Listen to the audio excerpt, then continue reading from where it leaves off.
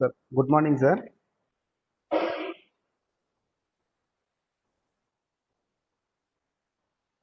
Good morning, sir. Am I audible, sir?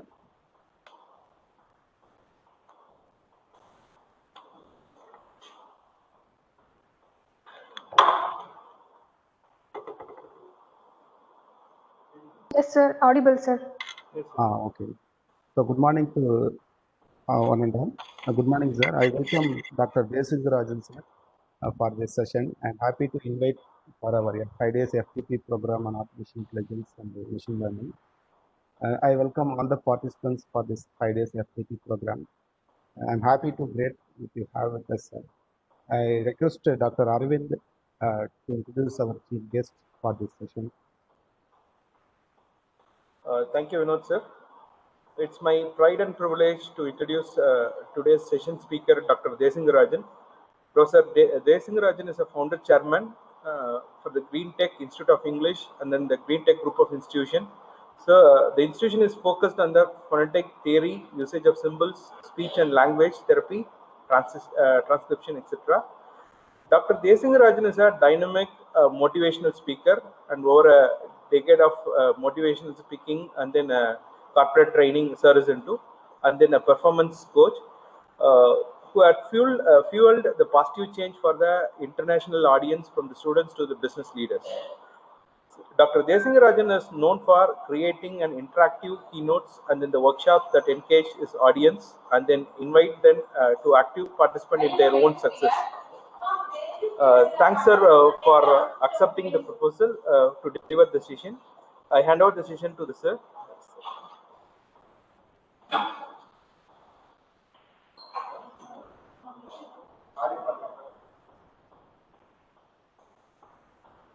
Sir, your mic is muted, sir. Kindly enable the mic alone.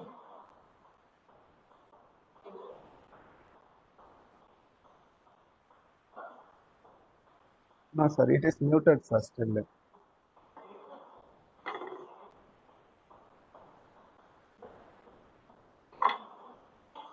You can unmute, sir, in the red color it is showing. You can make it as a green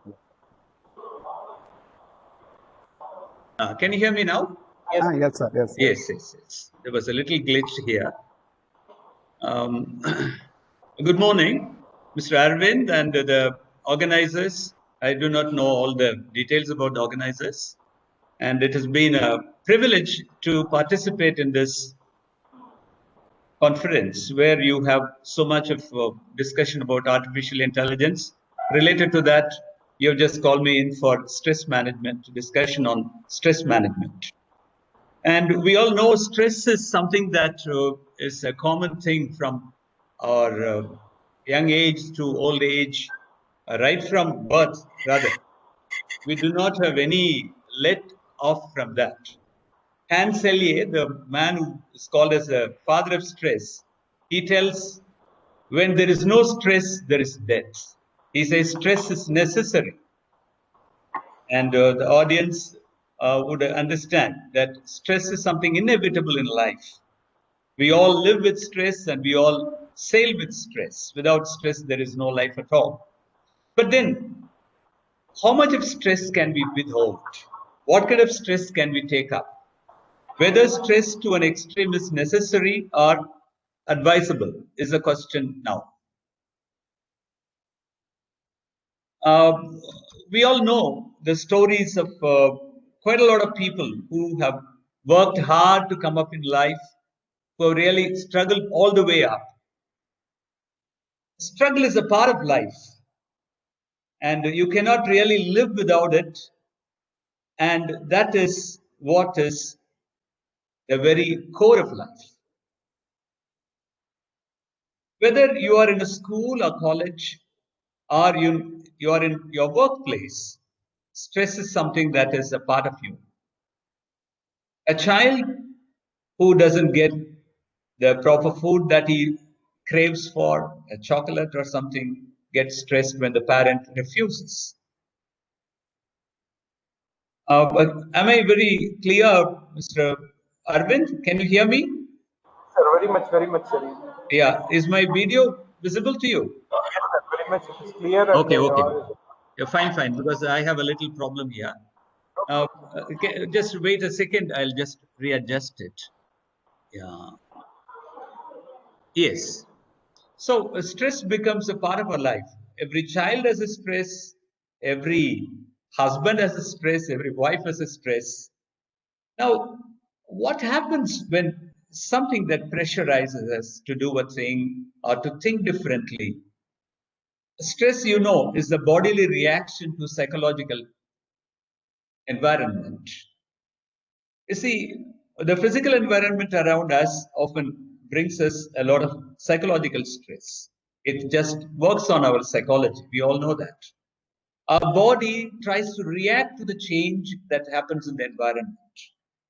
When we are able to match with the change, we have less stress. When we are not able to match with the stress, the change, we react and we suffer. And can you just give me a minute? We are just working on this PPT. The sharing doesn't happen. Just a minute.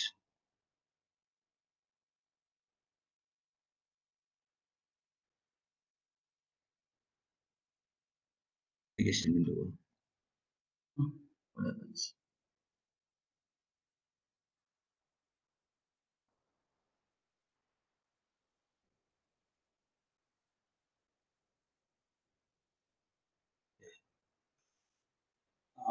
Arvind, am I clear in am I audible?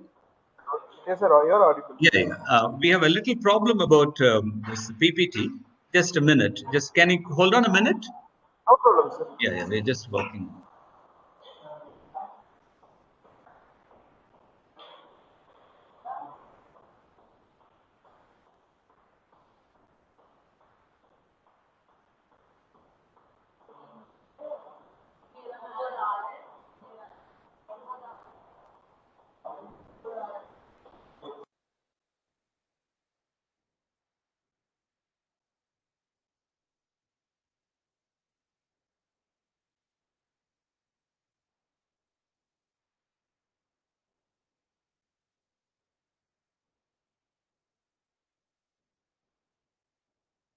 This has to be.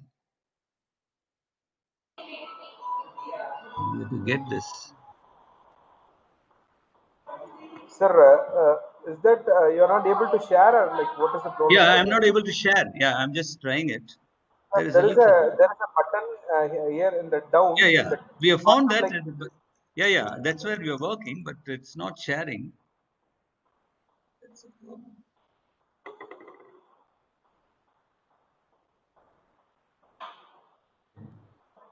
Okay, my man is working on it. Let me just talk. We'll go about discussing. See, we have different stresses in life. When our body doesn't really accept the change, then the reaction happens.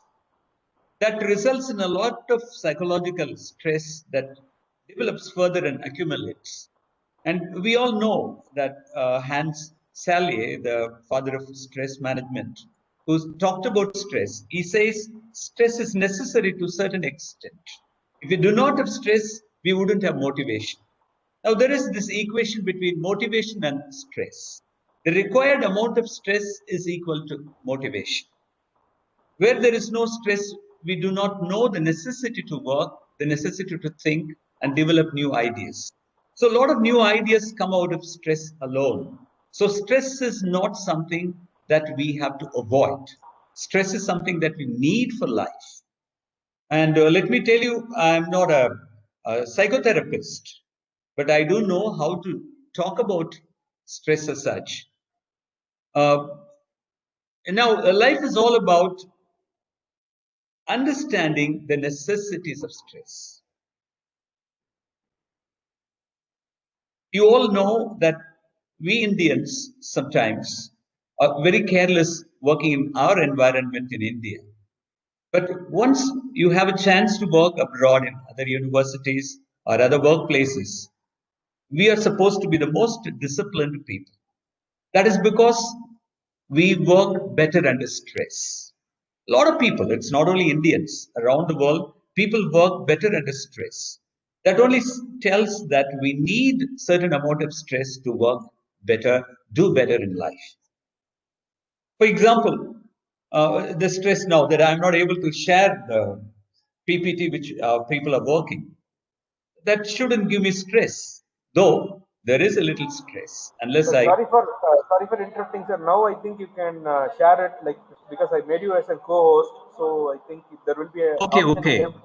Oh, that was a problem. But the share content is still circling. Maybe due to the internet connectivity, it might be prolonged to share it, sir. I'm not able to close it.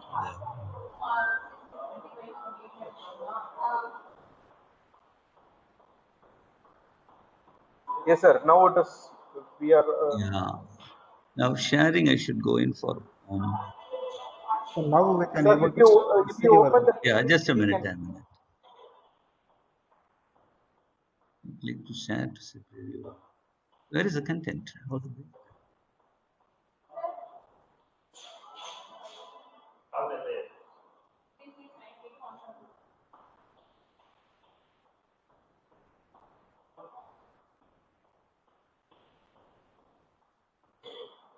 Yes, sir. Now we can be able to see. Yes. Yes, sir. Now the PPT is visible for everyone, sir. Yes, sir. Okay. Now we are able to see this. You can see the Yes, sir. Very much. picture. Stress management, stressors, Yes, stress yes, sir. We are. busters. Okay. Right.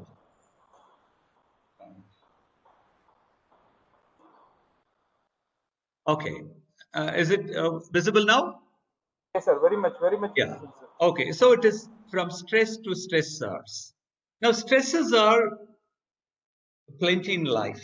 The situations where we get stress, why we get stress. In workplace, it is the employer, or sometimes the management, or the policy of the company, or sometimes the co-workers, colleagues who create problems. And beyond that, your target, when you are not able to reach the target, you are in problem. A lot of other things do happen. And at home, personal life, from family problems to financial problems, they bring stress to us. And there are people, the business people, a lot of them who tell, when you start a small scale business or medium scale business, unless you go for heavy loans, unless you borrow money for your investment, you don't have the real motivation. Do people tell that? The more you are stressed to earn, the better your motivation becomes. New ideas come about. You expand on your strategies and make your business better and better. So, stress is necessary in life. Now, what happens if the stress goes beyond our limit? That is the big problem about it. There are certain times when we just pull on stress which we really don't need. For example, stress is the body's reaction to a change in our environment. So, in a business environment, there is a need for new employees to be appointed for certain categories of work. And the available people are too many. You'll have to retrench some and then appoint some people, recruit some people. What do we do?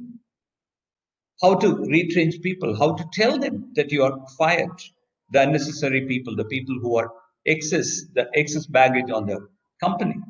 No, the stress begins there, even for the manager, the employer, and the workers downline, like supervisors and all, how to convey it, and then how to recruit new people. When you recruit new people, the stress continues. Where how to train them? The environment keeps changing. The changing environment requires people to adapt to it.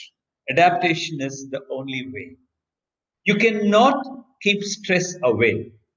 The way you take the stress in, that matters.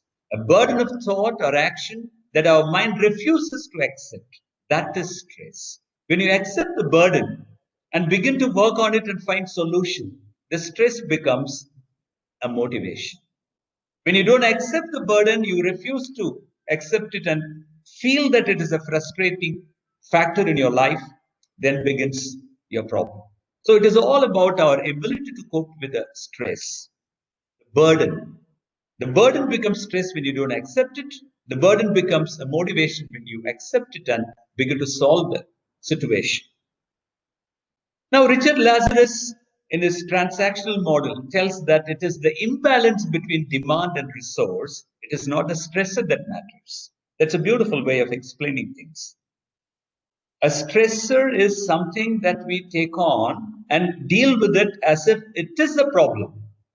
So the stressor is not the problem. The stressor is just a problem that is brought to you as a burden, which you can convert into a motivation. If you don't convert it into a motivation, it becomes a stress. So it is the imbalance between demand and resource. If you have the resource enough to deal with the demand or the situation, then stress goes away. But if you have too many demands and less resource, then the problem comes. Then it is again, as he explains, Richard Lazarus explains, pressure, when pressure exceeds ability to cope with, then it becomes stress. If your ability is there enough to cope with the pressure, you can always solve it. And one of the greatest books that has been busting all these stresses in management and helping people to overcome their personal problems is Stephen Covey's 7 Habits of Highly Effective People. We all know the background to this book is he worked on the lives and progresses and solutions that over 500 CEOs found in their businesses. He worked on their lifestyle, their working style, their attitude, their habits, which brought about solution to a lot of problems in their companies. He brought them all down to 7 crux, 7 crucial habits. And from there, he tells, we all begin with stress solution or finding solution to stress, taking the stress on to ours or our own system without understanding whether it is in the circle of concern or circle of influence. There are certain problems which you can solve. They come within circle of influence. There are certain problems which you cannot solve, like the government policy or taxation or social issues or communal issues, which as an individual you cannot solve. And we very often take them as a system which we have to break and then work on them, which is not possible at all. So Stephen Covey says, separate the problems. Those which are under circle of concern. There are a lot of people who keep worrying about the political system and stressing themselves and telling this political system is putting too much stress on my business, too much stress on my work, my personality. Why? When you cannot solve it as an individual, that comes under circle of concern. Like, you cannot change the tax system. You cannot change the communal fabric of this country, the communal problems that occur in different regions of the country, which you cannot solve. You can give your ideas through the media as an individual, but you cannot solve them, and you need not worry about such which come under circle of concern. Whereas there are certain things which you can solve as an individual. I can solve my family problems. I can solve my problems that concern me and my employees if I'm an employer. I can solve the problems who are within my control as subordinates in a bank if I'm a bank manager. I can create better working conditions for my people, my clerks and cashiers in my bank. If I'm a manager of a big factory, there I can just create certain things which are conducive to better production. I can increase production level. I can create better raw material supply. I can just arrange for better supply chain, all that. I can increase the salary of the people, whereby longer time.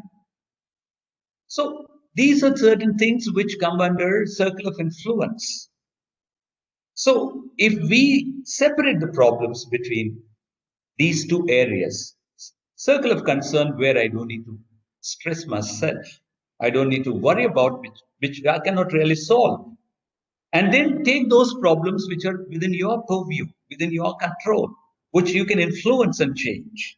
And if you work on them, you'll find solutions easily and your stress will be lessened.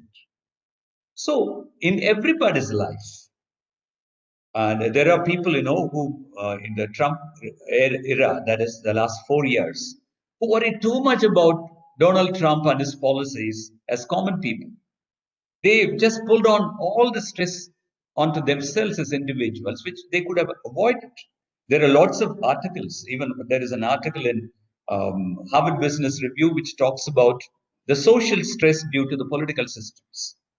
And such social stresses cannot be carried on to an individual's life. If you bring it into your individual life, you will have to suffer because you cannot solve them. So avoid all those stresses. Take those which you can solve and then work on. That's what Stephen Covey tells. Unless you do that, unless you work on that, you cannot do anything about it. So you should know how to segregate between circle of concern and circle of influence as far as problems are concerned. And if you do that, there is a lot of change that you can really affect in your life. The next is, I'm going to tell you a story. The story of a person called, let's say, George. There was a manager of a bank, a very influential manager with high level of salary. Let's say he worked in London. And he was a man who took on the entire bank's work onto his head. He would worry about one employee, another employee, a cashier's work, and everybody's work. And often he did almost half of their works himself. He stressed himself too much and he prided himself. There are a lot of people who pride themselves in doing work. No problem. But then you should do smart work instead of doing a lot of hard work, which is unnecessary. If you mix smartness with your hard work, you'll have a kind of work which is going to be less stressing. Whereas this man just pulled on too much of stress. He worked all day long. He had his wife who was a lawyer and two girls who were going to college. And one fine day, this stressed life brought him down in his own bank when he was working. During the banking hours, he just fainted and fell down. And his friends and colleagues picked him up. And of course, they called the ambulance and he was taken to a hospital. And in the hospital, there was all kinds of tests done on him. And finally, it was found that he had a brain tumor that had developed out of stress. And the doctors advised him, see, the brain tumor appears to be growing in size, though it appears to be a peanut in size, it could grow into a big thing. And so better you go for a 6 months rest. And we can only suggest that you take full rest because you may not live after 6 months. So his time of death was fixed by the doctors. The stress has brought his life to an end. He could live only for 6 months.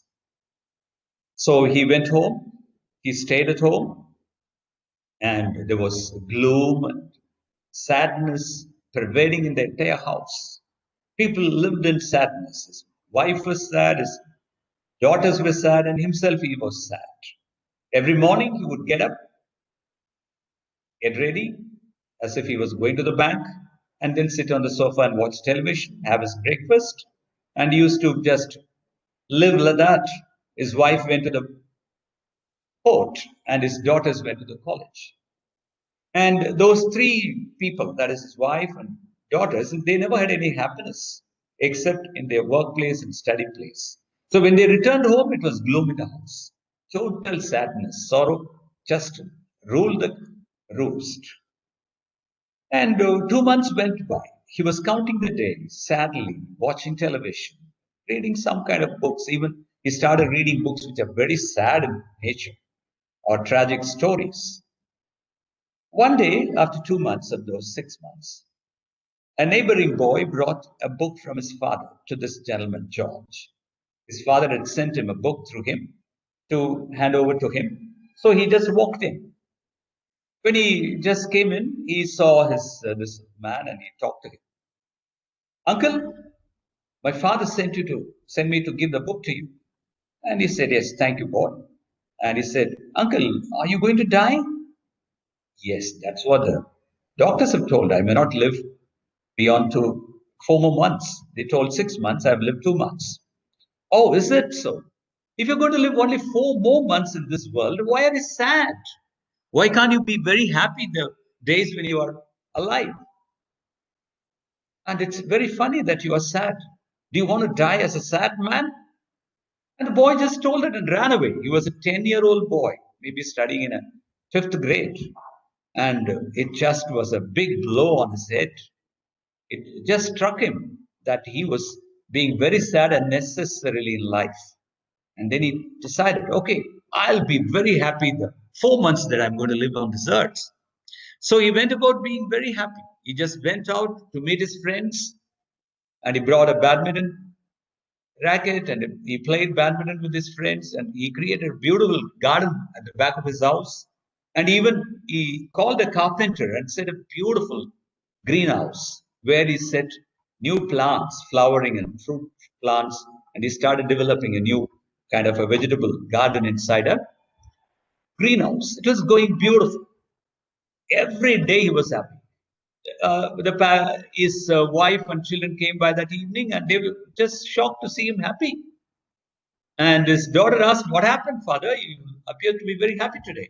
And he said, "No, no, no. I want you all to be happy. Let me die when it comes. But let's all be very happy.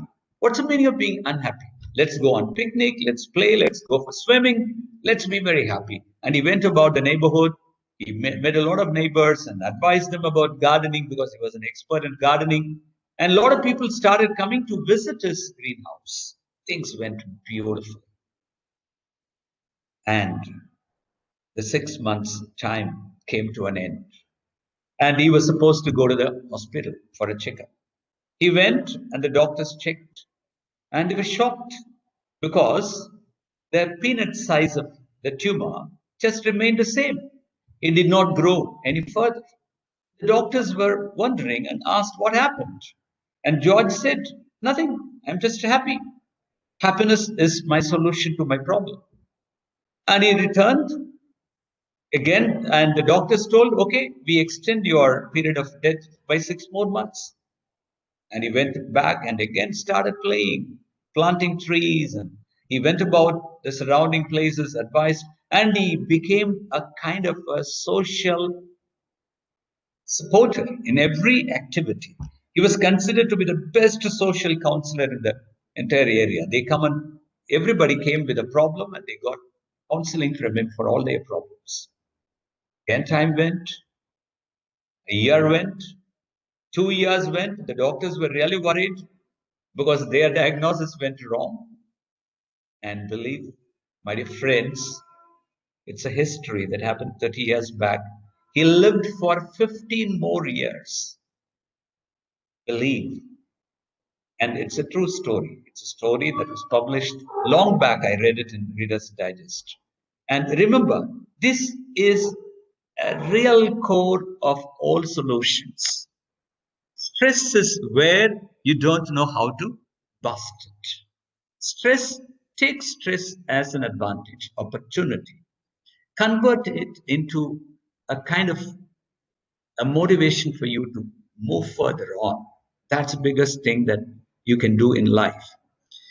And you know, the hypothalamus pituitary adrenal axis, HPA, that plays a major role in stress management.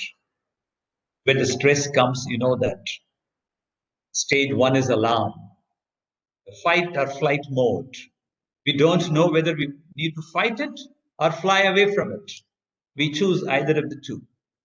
If we take to fight it, we try to find solution and solve it. And that is what is necessary. And you miss it, you run away from the problem, that also might solve your stress problem, but you become a coward. You don't achieve in life. So fight it. But if you don't do either of them, neither fight it nor fly away from that situation, it leads to the second stage, resistance. Your body resists, your mind resists, and your body develops all kinds of ailments. Your mind gets bogged down. Too much of pressure builds up inside your mind. That could lead to any kind of physical problems, starting from diabetes, to your kidney or liver problem, and above all, high pressure or low pressure that brings in a lot of your heart ailments, stroke, and your brain gets warped. Could even result in hemorrhage. So a lot of things happen because of that. And cortisol is the balance that is being secreted at adrenal, and it just brings about a balance. If you don't do that, you go suffering. Let me tell you another situation through a story. And mind you, see, we all live in a world where we have to interact with each other. If there is no social interaction, you will find less stress in life. If you don't have any relationship interaction, stress will be less.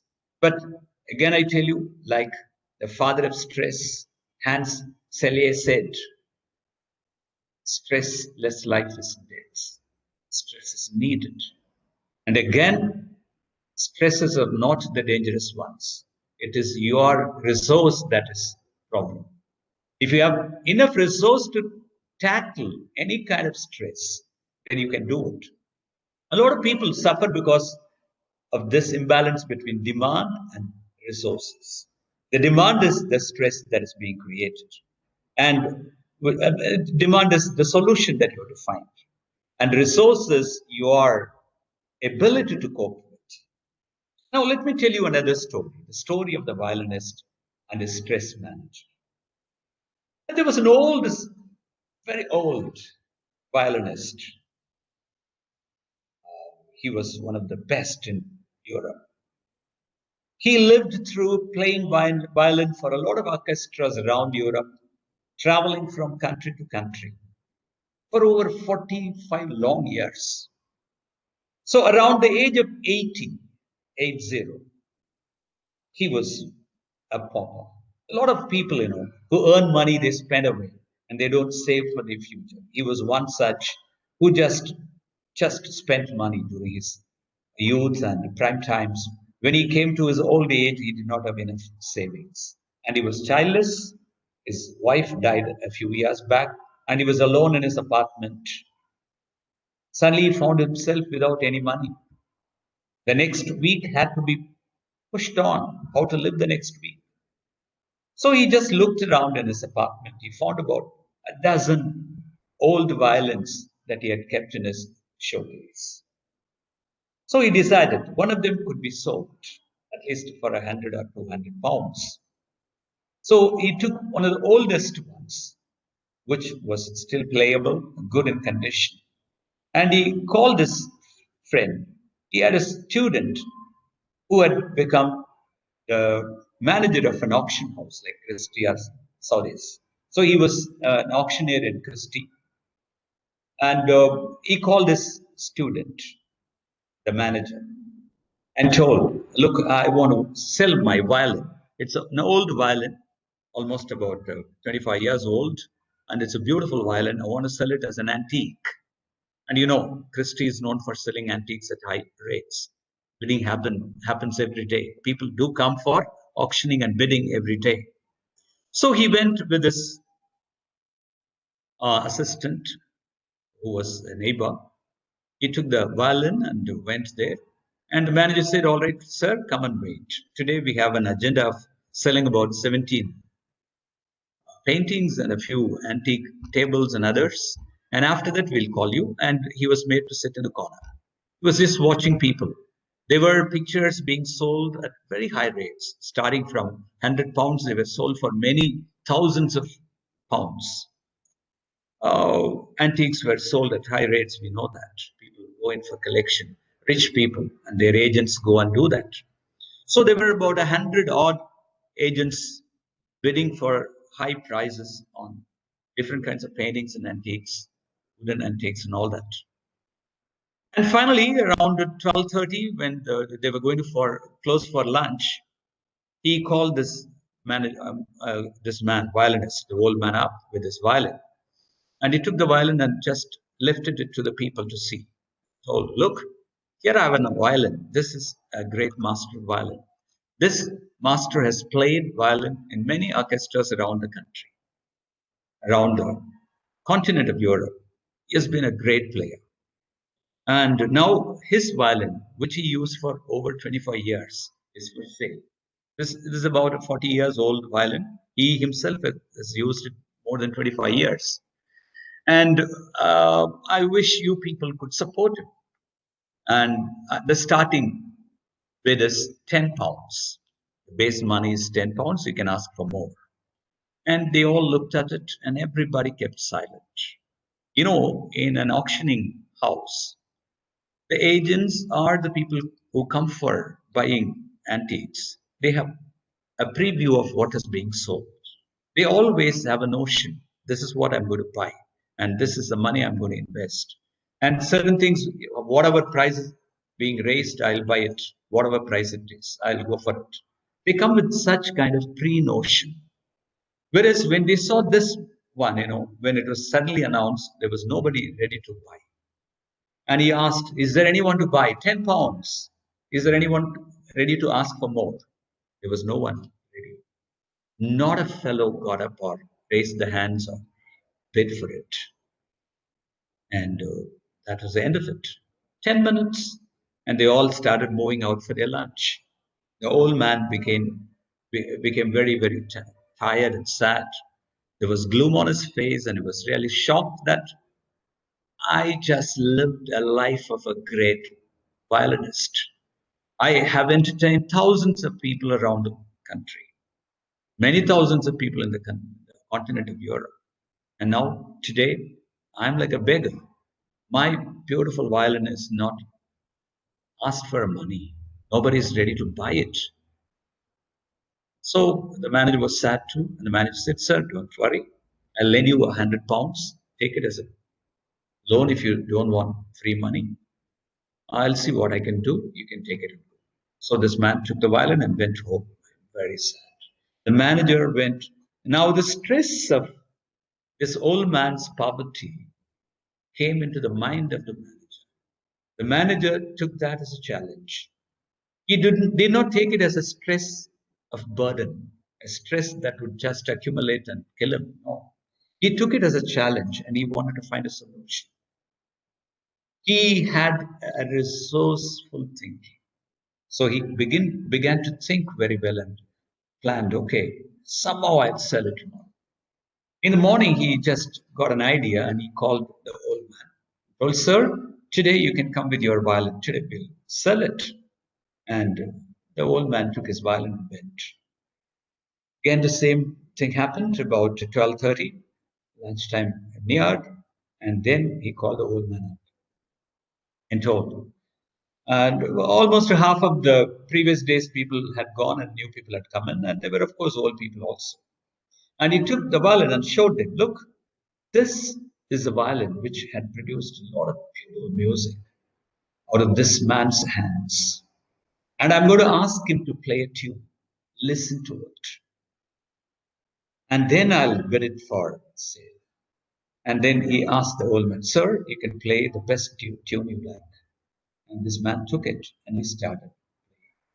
You all know, violin is the queen of music. We all know that. He started playing it.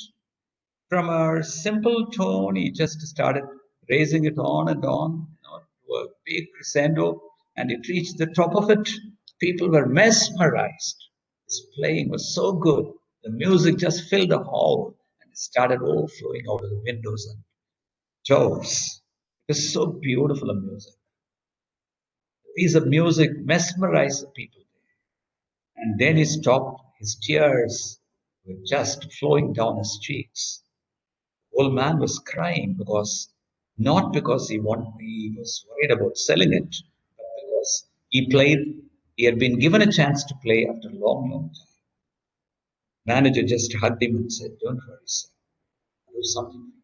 He took the violin, lifted it and said, ladies and gentlemen, you heard this music. You heard it, how mesmerizing the music was.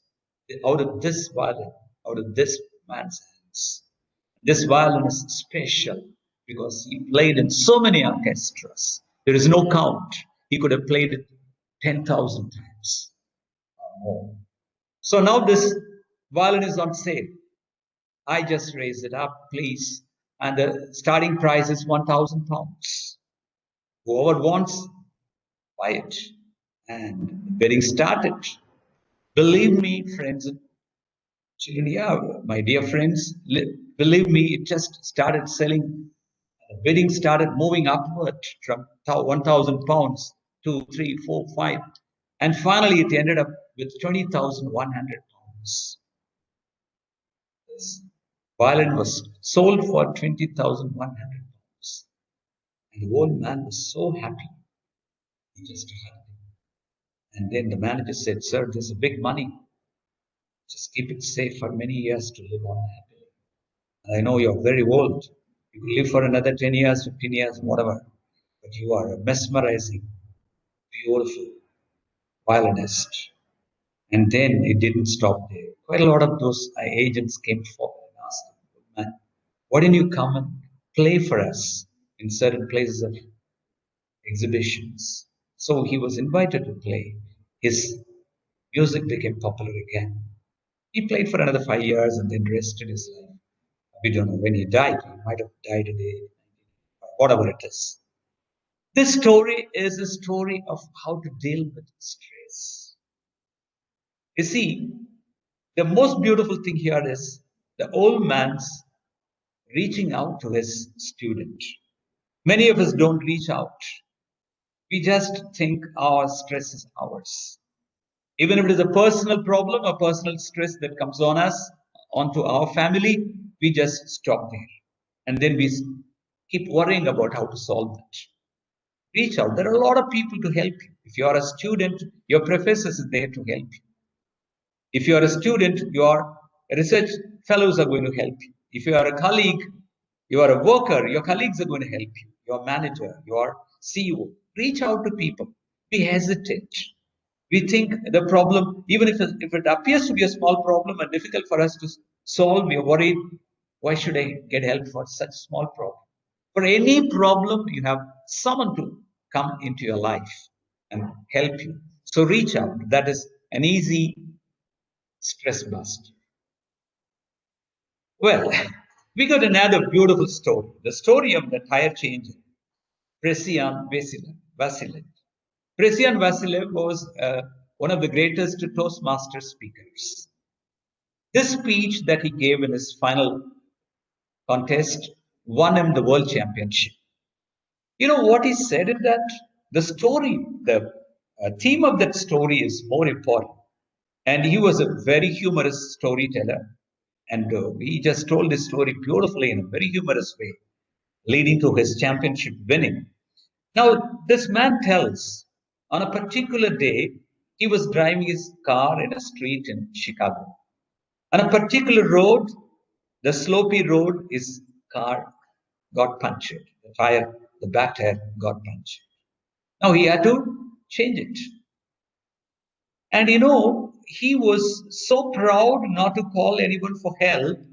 He himself tried many times over to change it and he struggled. And there across was a petrol bunk, a petrol station, a gas station, where the man in charge of that gas station was watching him all the time from the counter. And near that, there was a bus stop where there were a cluster of people, about a dozen people, standing there and watching him doing funny things. Just to put his jack under the body of the car and then started rotating it, which was just giving a screeching sound, and he couldn't really do it. He couldn't lift it. When he lifted and he was going to remove the tire, the car moved down and the jack slipped. So such funny things were happening and he was struggling. And finally, he just went over to the manager, the gas station manager. And the gas station manager just asked him, "Can I just ask you a question?" He said, "Yes, sir." He said, don't mind my asking this. I'm not planning to hurt you. Is your car doing some push-up? And this fellow was really made ashamed. And he said, no, laughed and told, no, sir, it was not doing the push-up. And I was doing it. And you are a very bad fellow in pushing up. Your car is too bad too. Sir, can you just help me? Why not? You could have called me immediately. I was watching you half an hour and it was a big circus going on. And then this fellow came out and he just easily moved that jack and he told how to do it and he changed it and he just gave a card telling that you can always call me. Now, Vasilov tells, you see, I was ashamed of reaching out. I thought reaching out is shameful. Asking for help is shameful. But when I reached out, it was the most beautiful. And it brought about a good friendship with the most beautiful tire changer in the world. Because that man who was called G became my best friend. And not only that, he tells, ladies and gentlemen, if you want to change your tire, just call me. And they all laugh. And he tells, he just takes out the card and tells, I have my friend. That's the punching joke with which he ends his speech in the championship. Now, this story tells stress busting is all about reaching out. A lot of us are stressed because we just keep all our sorrows, all our struggles, all to ourselves. Sharing is the best way to bust your stress. There are, of course, a lot of simple ways by which you can do. That is sometimes, distracting and getting added to it by reading books and listening to music. A lot of it, making good friendship, going on shopping or just on a tour or a picnic. Traveling is one of the best stress busters. And you know that. We all know that a lot. But today, I feel that reaching out is the topic on which I have to stress on because I just need to share with people because a lot of people have just got out of these stresses, work stress or anything, right? Just sharing. Now, let me come to Stephen Covey's 7 Habits of Highly Effective People, which I find one of the best ways to solve your problems of stress. And see, stress, Arvind, am I very clear to you all? Mr. Arvind?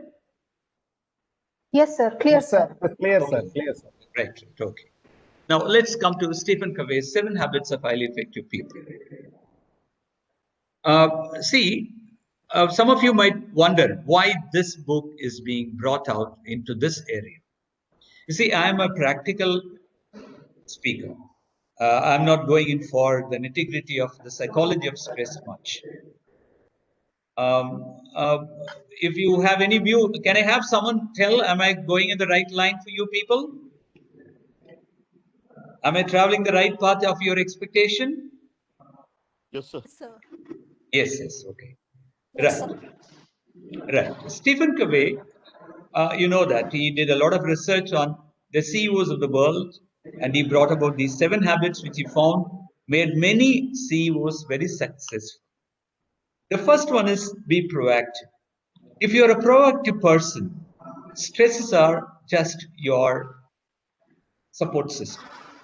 Stress becomes a part of your feeding, your forage or your breakfast and lunch and dinner because they become a part of your life. They get mixed with your blood for finding solutions to problems. So, what is being proactive? To be initiative, to be innovative, to be ready to take on challenges, and stresses are looked at as opportunities for any person who is proactive. And he talks about Stephen Covey fundamentally talks about paradigm shift. We all suffer because we just get rooted to one particular idea, one particular place, one particular ideology from which we refuse to move. And we are not ready to accept change. And such people who do not take paradigm shift, they suffer because no one theory is always permanent. Any kind of theory in any kind of subject keeps changing and evolving. If not 100% fundamentally changing, at least they keep evolving and becoming better and better. So, if you are a proactive person, you take on your challenges and stresses and start working on them to find solution.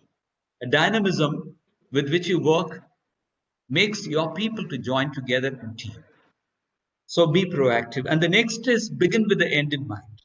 A lot of us suffer because we don't have the goal. For example, I have a friend who joined a bank as a manager. Now he has grown to become the regional manager of State Bank of India in Chennai. And he's a beautiful person. He works very hard. He takes on everybody's work and he works very hard in the office. When somebody doesn't pay a bank loan, he worries as if it is his own loan. So much he takes on. Now, recently he fell very severely sick. And when I met him, he told it's all because of the stress. He knew that the office stress is putting a lot of pressure on him and his health, which has brought him into a kind of a very, very weak position physically, affecting a lot of his vital organs, possibly. And the doctors told, this is too much for you, take a rest. And now he has started taking on a target. He did not fix his goal. He just went on working as it came. Now he has taken on a goal. Happiness is my goal. In my work, in achieving every part of my work, I love happiness. There is nothing that I can achieve without happiness. That is what he has taken on. If you are really happy, if your goal is to be happy, and if your goal is to achieve and be happy about it, then you are a stress buster yourself. You help others to bust the stress. A lot of people suffer because they don't get the right advice at the right time, right suggestion from good friends. They don't take on the right motivation, positive motivation. And the third is put first things first. Again, priority, organizing our ideas in proper. We don't know what is to be done first and what is to be done next. We are in trouble. The trouble is that, do I have any problem? A lot of scratchy noise is coming in. Can you hear me? Yes, sir, we can hear. Hello, can you hear me? Sir, we can hear you, sir. Okay, fine. So, see, the third one is organizing your activities. Giving priority to urgent activity, which is to be done first so that your progress is not hindered. And secondary activities and less important activities can be put to the next. So, priority is another important thing. Priority is, again, priority in life attitude. In life's attitude, we have many certain categories of things. One is happiness. If you give importance to happiness and achievement, importance to happiness with hard work, importance to happiness with smart work, you just win over. There can be nothing possible if you have happiness as a part of your resource. That's very important. And the fourth is think win-win. This is the most beautiful of it all because here you think win-win, not only for yourself, you think you should win and your fellow people also should win. In a competition, it's like, it's in a running race, there is always one who comes first, one who comes second, third, fourth, fifth, sixth. You have 8 lanes on which race is run, be it a 100-meter dash or a 500-meter dash, whatever, 1,500-meter dash, long running, or 3,000-meter running. You have 8 lanes. When 8 people run, you have only one always winning. But that doesn't mean that last one is a loser. That is the attitude we should have. All 8 people are winners. Those who complete the entire course are winners. And that kind of understanding is what is win-win situation. You are running a factory. You have 10 competitors. If you have a market share of about 30%, while others have 20, 30, 10, 5, 6, 7. And, you can compete with them to do better. But you should never think that they should be destroyed. And your growth should not be on the graves of other people. You should not destroy others' happiness to achieve happiness. If that is going to be your priority, that is making everybody happy, I'll be happy. And my happiness should be a part of others' happiness, or my happiness should depend on the happiness of others. And that is what is the win-win. The win-win situation is sharing with all, happiness, resources, everything. That is where, you have a lot of problem with big multinational companies in America, the USA, where they have this issue of one company monopolizing and then the courts tackling the problems. You know that. So win-win is a situation which makes us less stressed, where when you share happiness, you share stress also. And the fifth one, it tells us, try to understand and then to be understood. A lot of people, we talk. We don't let others talk. We don't share ideas with others. We try to dominate with our ideas. And our ideas we feel are the best, whereas it is not so. Even when I talk, my ideas can be contradicted or supplemented or improved on. There is no finality in this world. That is why every theory from the time of Newton has been improved on and on. There is always evolving and development. There is no end to any theory or end to any development. So there is no 100% perfection. So a leader has to be a good listener. When you listen to others, your stress is reduced. When you dominate others, you are taking their burden onto yourself. But when you listen to others, they give ideas, they share their problems, they share their successes, and it becomes a kind of balanced situation where your stress becomes less, your happiness becomes more, and ultimately everybody is happy. There is total win-win situation when a leader listens to others. And if you are a listener good, if you are a great listener, you will be the great speaker. You will be the great leader. Any great leader is a great listener. Unless you listen to others, you cannot be a great leader. And when you listen to others, let us come to our stress point of view. You lessen your burden. It is the hypothesis that you get from reach out. You reach out, you share. You ask others to share with you, you reach out again. It is a kind of a virtuous cycle. The moment you begin to share, everything goes smooth. The next is synergize. Synergize is teamwork. There is nothing like teamwork in a stressful situation. Again, it is a part of reach out. If you form a team and delegate work and share your ideas and share your stress, share your happiness, everything gets leveled. And you don't have stress that works on your mind and ultimately spoils your health. And that is the biggest problem around the world. People everywhere suffer, right from Warren Buffett to an ordinary sweeper down here. Everybody suffers because we do not know how to synergize, how to work in a team. An individual should not feel greedy about taking all the credits to himself. A leader should not tell that I am the person who did it. I did it, all the credit should come to me. And that's the kind of thing he should avoid. He should just take on to share with others. A good leader is one who says, this success is because of my colleagues. This success is because of my team. I am only a motivator. And ultimately, the entire credit will come to the leader because he is a good leader. So synergize, work in a team. That will solve a lot of our problems. And then the seventh one, sharpen the saw. He tells, see, if you begin to sharpen your ideas, update your ideas, you gain a from simple ideas of reading newspaper, learning about regional, national, and international events, from sharing your ideas with others, from listening to people who have learned better than you, going and getting advices from conferences, from meetings, talking to people who have expertise. You share ideas, you keep learning.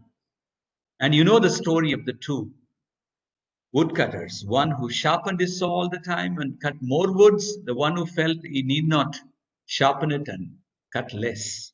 So the more you sharpen, the better your work culture is, your achievement is.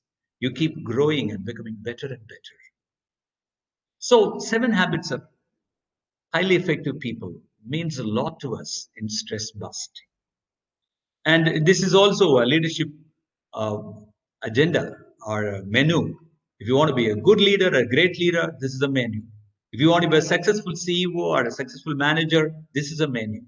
Be proactive, begin with the end in mind, put first things first, think win-win, try to understand, and you will be understood. Synergize, sharpen the soul. And to give it an all in one line explanation, be proactive is to be initiative and take on risky tasks intelligently with your team. Second is begin with the end in mind, set your goals and move forward. And in every one of your goals, happiness must be a part of it. Put first things first again, do the urgent things first so that your stress becomes less. Think win-win is share, reach out, share with people, both your stresses and your burden. Take on sharing their happiness with you. Share your happiness with them. Stress is less. Try to understand and will be understood, and you will be understood. That is, be a good listener. When you're a good listener, people will tell their problems. People will share their happiness, and you will tell your problems and share. Things will be better, and that's a foundation for the sixth point, that is teamwork, delegation, and sharing. That just makes you the best leader, the best person to move forward. And you have less stress. And then sharpen the sword. Keep updating your knowledge. Keep updating your people. Let your team be updated with new knowledge, new ideas. The happiness grows with a lot of new ideas and knowledge. And see, going back to our winding up today's discussion, we just discussed certain stories. One story I discussed was the story of the man who suffered from brain tumor. That is a beautiful story that you should all remember for your life. Whenever you have a stress, even physical stress, if you are sick with something, you just make yourself happy doing a lot of work. You can take on hobbies, you can read books, you can go about helping people. There is nothing like helping people, nothing like counseling with people, doing good gardening, walking into the woods, and they all can really lessen your stress. They are the best stress busters. If you are traveling, there is nothing like that.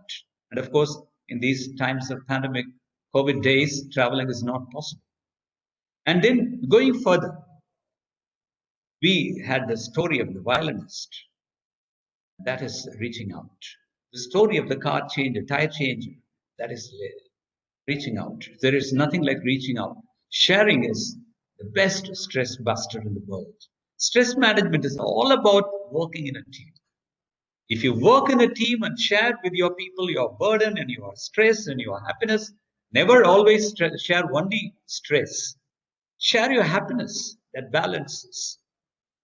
And you find solutions to any kind of problems. Be a student, you may be a student, or you may be a worker in a company, you may be a person who's doing high-end programs under stress, sitting all the time on a chair in front of a computer, being stressed so much, you can bust your stress if you're sharing your ideas and happiness and problems with others. So I just feel that I have done my job talking to you about stress management, which is an easy one to stress out. As I told you, it is a burden.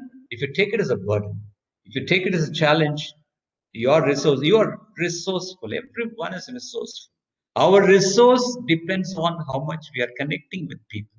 Our resource depends on how we get a network of people who would stand by us. And that is where Stephen Covey's win-win comes and sharing comes, that is understanding people.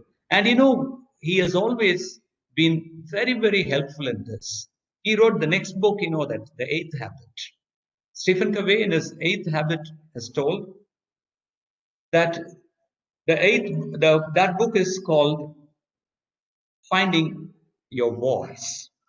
It is finding the voice of your own. What is the voice he's talking about?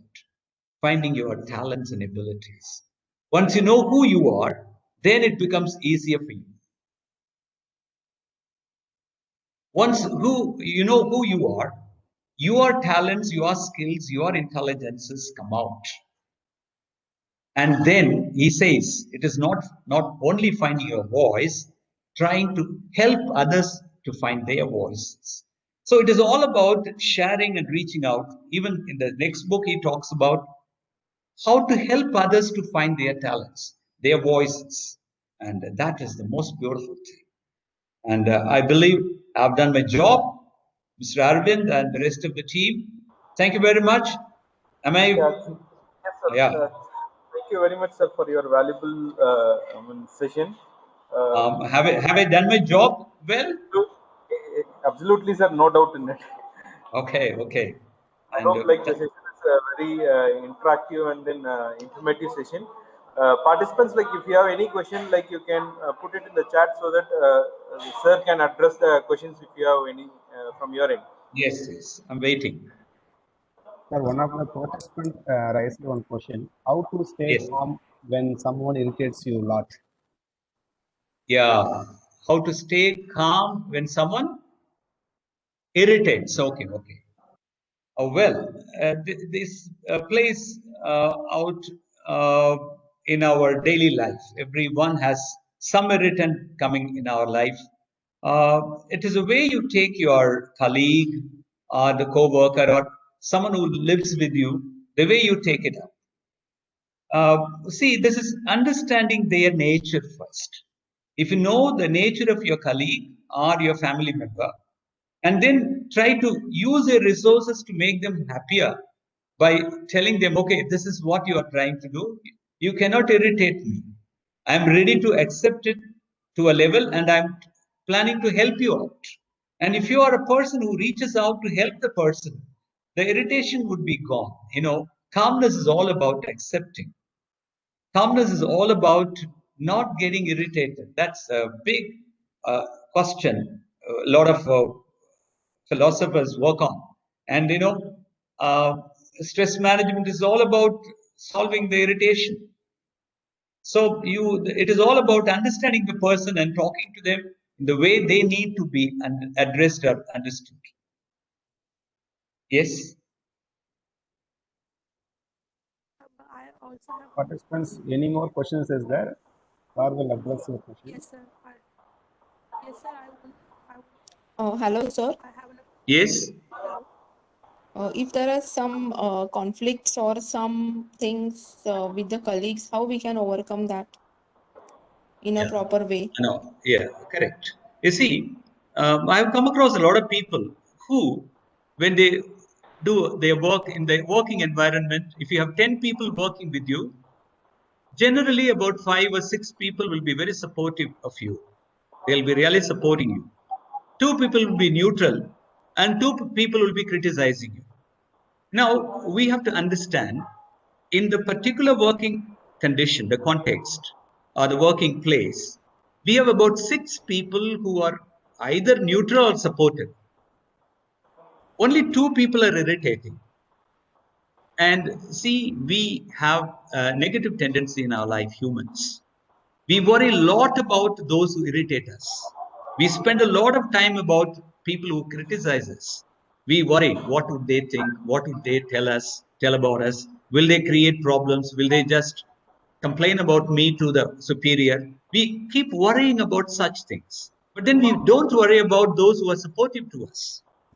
Now we have to get a little away from such fellows who are irritating and then take the help and support of those who are supportive.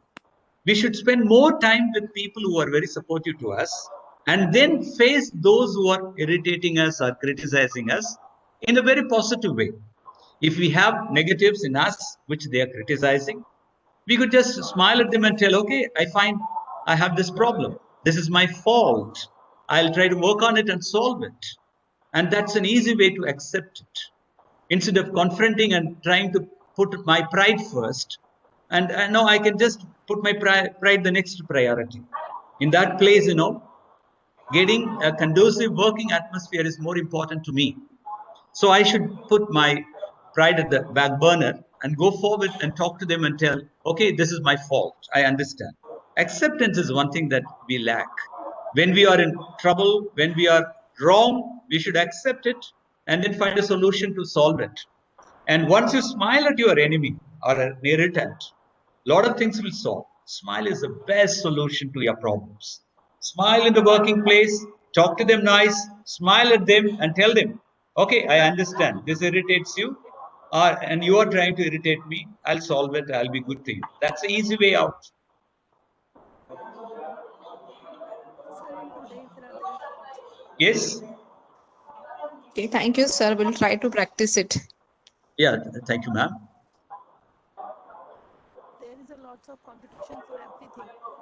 So how to Participants, Arvind, do we have any more? Uh, Participants, is there any question from your side so that sir can address it? If not, we can end the session.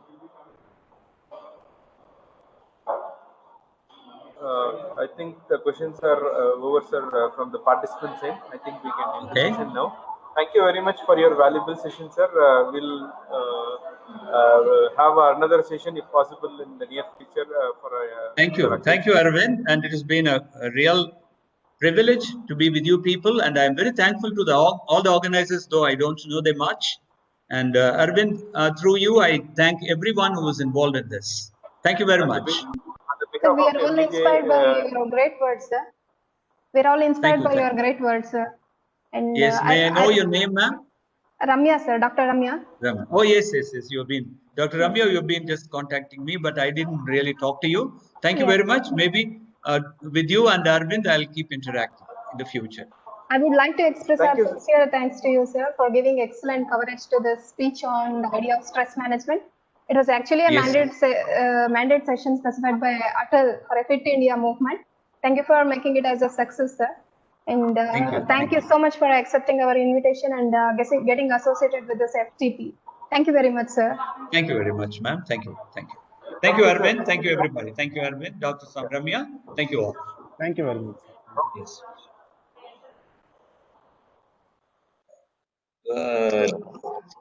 Well, in continuation, we have one more talk by Ms. Hima Patel.